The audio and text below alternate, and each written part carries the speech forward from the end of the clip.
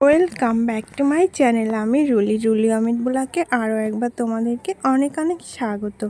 আশা করি যে যেখানে আছো খুব ভালো আছো, আমিও ভালো আছি। তো আজকের ব্লগটা আমি স্নান করে চলে এসেছি, দেখো সিঁদুর নিয়ে পুজো দিয়েও চলে এসেছি। এসে আমি তোমাদের সামনে মাথায় চিরুনি দিচ্ছি। উঠেছি আজকে 4:30টার সময়, কারণ ওই সময় উঠে অমিত গেছিলো মাছ ধরতে, আর আমি ওই সময় উঠে ঘরের একটু নোংরা পড়েছিল উপরে, সেগুলোকে পরিষ্কার করলাম। যেহেতু ওই টাইমে না করলে না পরে এতটা কষ্ট হয়, তো ওই বরের সঙ্গেই মানে 4:30টার সময় উঠেছিলাম। তো ওই সময় উঠেই আমি কাজটা সেরে নিলাম। কাজটা সেরে এখন স্নান করে পুজো দিয়ে এলাম মাথায় মানে চিরুনি দিতে সিঁদুর নিয়ে। তারপরে ভাবলাম ব্লগটা শুরু করি। আর ওই সময় ব্লগটা করিনি, কারণ ওই ব্লগটা দেখালে আমি আগে একবার ওরকম একটা ব্লগ করেছিলাম, কিন্তু আমাকে মানে ইয়েলো ডলার দিয়ে দিয়েছিল, তাতে আমার কোনো ডলার আসবে না। তো তার জন্য আমি ওই ঘরের ওইটা মানে ঝাড়াটা দেখালাম না। জানি না কেন অনেকে দেখি ওই ভিডিওটা করে, তাদের কি করে আসে না জানি না। আমারটা করলেই মানে আমি করলেই চলে আসে, তো ওই জন্য আমি আর করিনি। তো যাই হোক, আজকের ব্লগটা এখান থেকে শুরু করছি, তো দেখতে থাকো। দেখো এখানে দাগটা এখনও মেশেনি আমার। তো এদিকে আমি ডিম সিদ্ধ বসিয়ে দিয়েছি, আর এদিকে ওটস বানাতে দিয়ে দিয়েছি। দেখো সবে দিলাম, গ্যাসটাও জ্বালিয়ে দিয়েছি।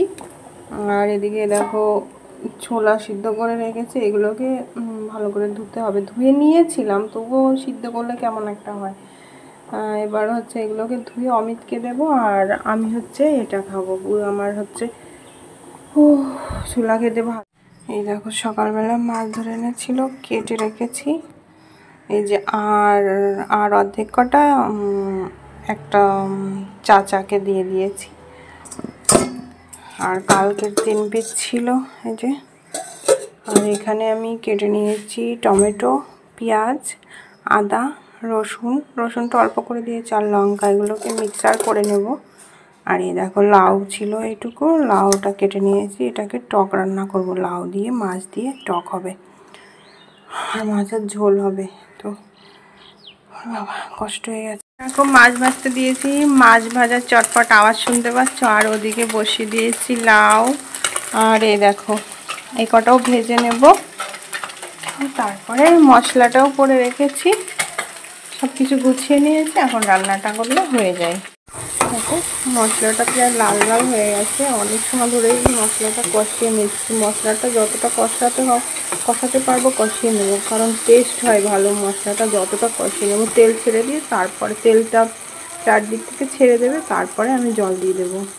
আমার রান্না হয়ে গেছে। দেখো কালারটা বেশ সুন্দর এসেছে। মাছের ঝাল করেছি।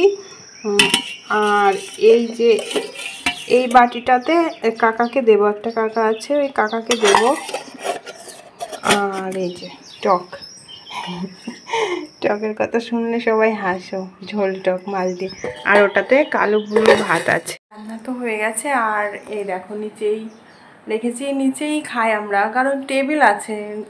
যখন শীত পড়ে, শীতের সময় টেবিলের পরে খাই, আর অন্য গরমের সময় নিচে বসে খাই। নিচে বসে খাওয়ার একটা মজাই আলাদা।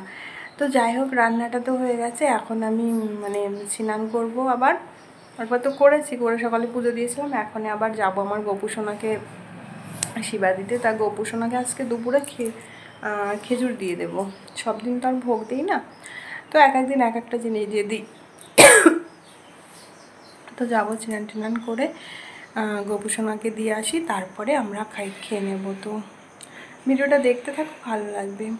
আকাশটা দেখো কত সুন্দর লাগছে না? ভীষণ ভালো লাগছে। আমার জামা কাপড়গুলো শুকিয়ে গেছে, সব জামা কাপড়গুলো সকালে মেলেছিলাম।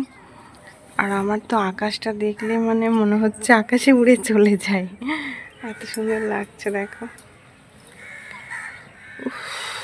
গরমও পড়েছে, বৃষ্টিও নেই। যদিও বা বৃষ্টি হয় তো তার থেকে আরও বেশি গরম পড়ে, জানো তো। চুলকাতে মনে হচ্ছে সব খুলে ফেলবো, এত চুলকাচ্ছে। গা ঘেমে গেছে তো ওই জন্য জল পড়ছে চুলকাচ্ছে। দেখো লিপস্টিক সারা চোখে মুখে করে নিয়েছি। তো কটা শর্ট ভিডিও বানাচ্ছিলাম, তো তার জন্য একটু লিপস্টিক না নিলে ভালো লাগে না। এমনি তো চেহারা ভালো না, দেখতে খারাপ প্রচণ্ড, তো তার জন্য। তো ভিডিওটা আজকে এখানেই শেষ করছি। সবাই ভালো থেকো, সুস্থ থেকো। শুভরাত্রি। নতুন ভিডিওর সাথে দেখা